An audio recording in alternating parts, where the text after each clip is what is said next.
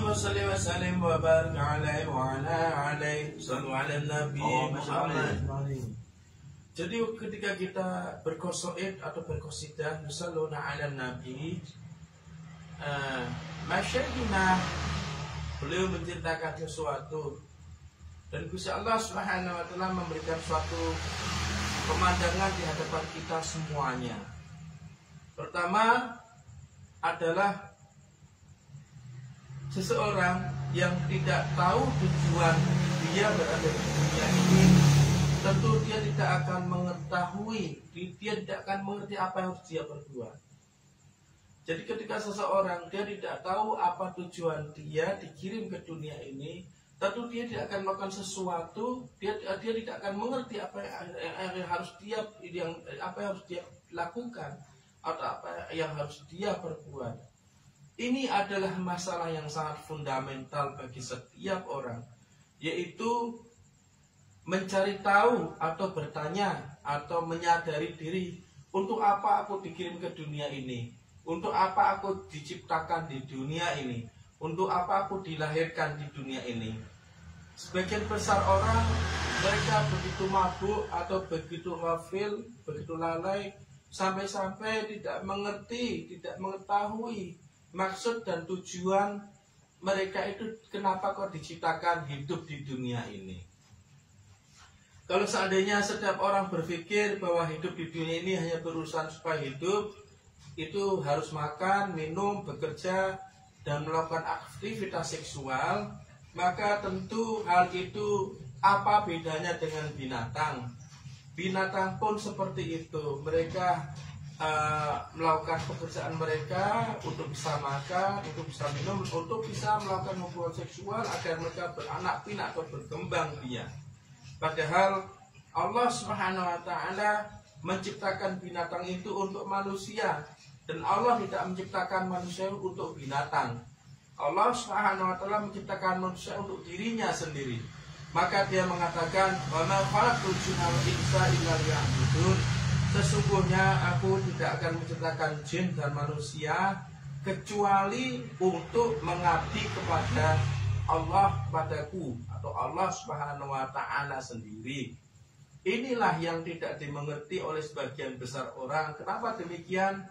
Karena sebagian besar orang mereka sibuk dengan keinginannya, sebagian besar sibuk dengan kekhawatirannya, sebagian besar orang sibuk dengan ketakutannya, sehingga mereka tidak sibuk untuk mengenal apa tujuan mereka hidup di dunia ini, begitu. Bahkan binatang atau hewan pun tahu, mereka tidak akan berimajinasi atau tidak akan mengambil lebih dari apa yang mereka butuhkan. Mereka hanya butuh bekerja atau berburu. Ketika mereka mendapatkan mangsa, mereka makan secukupnya. Setelah itu mereka pun akan pergi. Kenapa demikian? Karena mereka tahu tujuan mereka hidup itu bukan untuk diri mereka sendiri, namun tujuan mereka hidup itu hanya untuk menjalankan tugasnya sebagai binatang yang diciptakan untuk manusia, untuk mengabdi kepada manusia. Namun kita manusia ini sering tidak bisa berpikir dengan akal yang baik atau dengan akal yang sehat. Kita sering berimajinasi, kita sering berangan-angan, bahkan kita berusaha untuk mengambil lebih dari apa yang Allah Subhanahu wa taala takdirkan atau kirimkan kepada hidup kita. Inilah yang membuat kita itu menderita. Jadi seperti itu kurang lebih. Jadi hewan mereka tahu porsi mereka, namun manusia diberi akal, diberi pikiran, diberi hati, tapi tidak mengetahui bagaimana porsi mereka. Lalu Grand Syekh menceritakan barusan ketika kita berqasidah, bahkan dikatakan begini, walaupun suara kalian falas tidak masalah, yang penting kalian terus berqasidah. Untuk apa? Sebagaimana ketika kalian sekarang di negara kita, TV itu memakai set-box, channel set-box ya. Kalau nggak pakai channel set-box digital, maka dia tidak bisa menangkap siaran, baik itu siaran TV nasional maupun siaran TV swasta, seperti itu. Lalu Ketika kalian sudah memakai setbox, kalian mau memakai antena, belum tentu setiap hari itu channelnya atau koneksinya itu jernih sebagaimana hari sebelumnya atau sebagaimana besoknya. Hal ini biasanya dirasakan di orang-orang yang tinggal di pegunungan kayak saya. Hari ini kadang channelnya bagus, besok di channelnya hilang, tidak ada sinyal, dan sebagainya dan sebagainya. Artinya apa? Channel itu atau siaran itu sinyal itu tidak stabil yang diterima oleh stasiun layar terangkap di komponen di TV kita. Hati kita kepada Gusti Allah pun seperti itu. Jadi jika kita ini sinyalnya kepada Gusti Allah kok lemah, maka beban kita bertambah dalam hidup ini, alias keinginan kita bertambah, pikiran kita akan bertambah. Sehingga dengan kesibukan pikiran dan hati itu membuat kita tidak nyaman beribadah. Ulul amri minkum. Maka itulah penting sekali kita itu menghubungkan hati kita dengan channel hati kita, yaitu apa? Masyaihina. Begitu. Dan Allah mengatakan wa'tasimu bihablillahi jami'an wala tafarraqu. Artinya bahwa Allah Subhanahu wa taala menginginkan agar kita ini berpegang teguh kepada tali agama Allah dan jangan bercerai-berai. Maksudnya bahwa ketika kita ini memiliki channel atau memiliki hubungan dengan guru kita, masyaihina, yang akan menghubungkan kita kepada Gusti Allah, kepada Kanjeng Nabi, kepada stasiun langit, stasiun surgawi, maka jagalah hubungan itu terus menerus dan jangan dilepas. Maka Gusti Allah mengatakan berpegang teguhlah, karena Gusti Allah tahu berpegangan itu mudah, tapi untuk berpegang teguh itu tidak mudah. Karena ketika kita suruh berpegang teguh, Gusti Allah sudah memberikan tanda bahwa berpegang teguh itu tidak mudah, itu sulit. Pertama kita jenuh, lalu kita malas, lalu berat, kadang mood kita lagi tidak baik, lalu kadang kita lagi kelelahan. Tapi Gusti Allah mengatakan terus berpegang teguh. Supaya apa? Supaya kalau channel langitan kita ini tiba-tiba hilang, kita bisa untuk memulihkan kembali. Begitu. Kayak setbox di TV kita, tiba-tiba channelnya hilang, kita masih bisa muter-muter antena kita supaya mendapatkan channel kembali.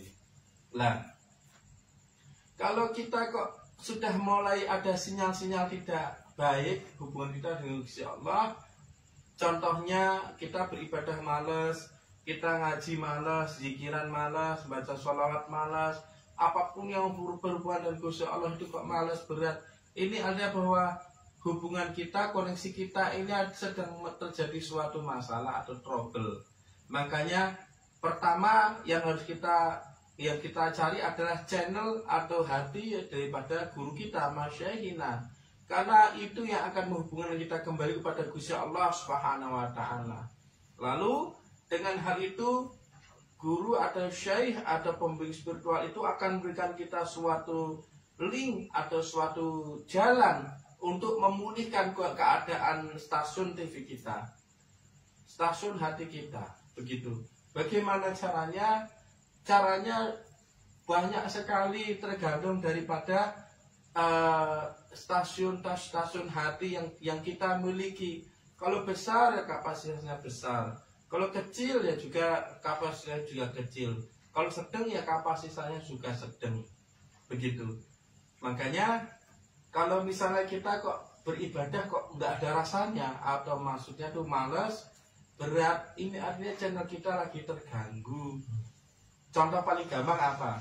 Kalau badan kita sakit atau badan kita lemes setelah seharian bekerja, kita beribadah itu malesnya, minta capeknya, minta ngantuknya, minta ampun. Kayak saya malam ini, ngantuknya minta ampun, capeknya minta ampun. Dari Magelang ke hujanan naik motor, baru sampai di Kaligawe hujannya reda, sampai di tempatnya Plecek basah kuyup tinggal tepar. Harusnya enaknya apa ibunya bilang? Tidur. Betul, sohen.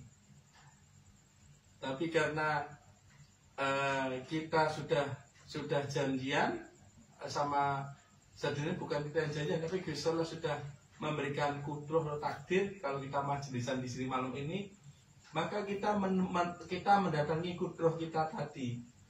Dan itu bagi ego kita beratnya minta ampun. mualesnya minta ampun, begitu.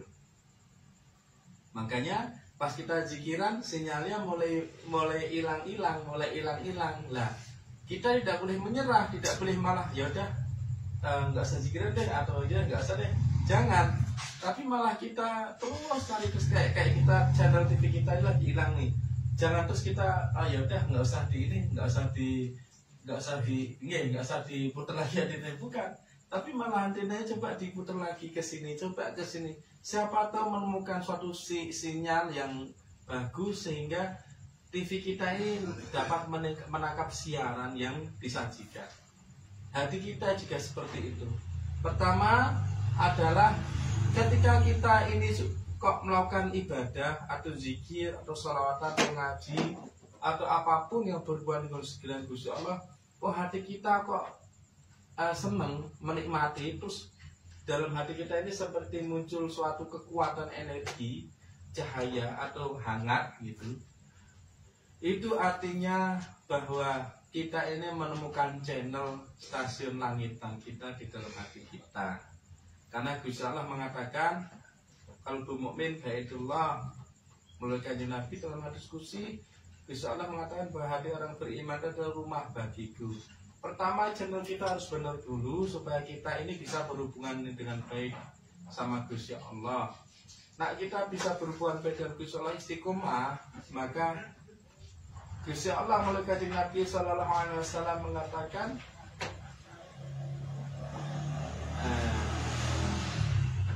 ittaqu firasatal mu'min fa innahu yanzuru binurillah. Berhati-hatilah dengan prasangka atau firasat atau perasaan orang-orang mukmin, karena mereka menggunakan penglihatan itu dengan yang jurubidul, dengan penglihatannya Gusti Allah.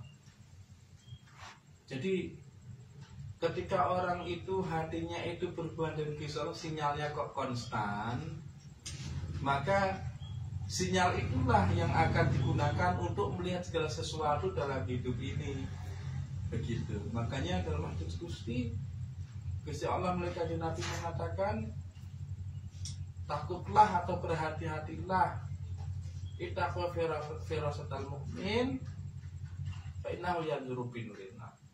Hati-hatilah dengan prasangka atau firasat atau perasaan atau penglihatan orang-orang mukmin, karena mereka itu melihat dengan binurillah, dengan cahayanya Gusti Allah Subhanahu wa taala. Artinya mata mereka bercahaya.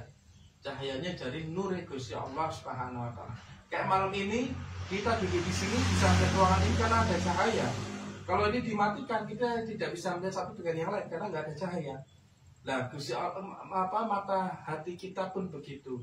Dengan cahaya Gusti Allah, maka kita akan mampu melihat segala sesuatu yang tidak dilihat oleh orang lain. Firasatnya Gusti Allah, karena hatinya itu ada Gusti Allah bersemayam di dalamnya. Begitu. Makanya berhati-hatilah sampai begitu. Jadi alhamdulillah, pokoknya kalau misalnya kita tiba-tiba lagi males, kayak malam ini jujur saya lagi males karena ngantuk sekali. Bahkan saya tadi sebelum berangkat di Magelang, saya sudah dipesan sama Mas Syai, dipesan sampai sana apapun yang terjadi sholat isya dulu baru ke majelis. Kadang kalau kemalaman kan saya kesini dulu baru sholat isya setelah dari sini. Lalu di Solo tidak senang kalau kita sholat isyanya itu setelah dari majelis. Kenapa? Sholat isyanya itu nggak ikhlas, cuma buat formalitas, buat menggugurkan kewajiban. Di Solo nggak senang, ketinggal, disepelekan. Tapi, nah kita sholat isyanya di awal sebelum kesini, walaupun tidak membuat amal isyanya, hanya sholat isya 4 rakaat bisa langsung. Nih, Sallu ala Nabi Muhammad.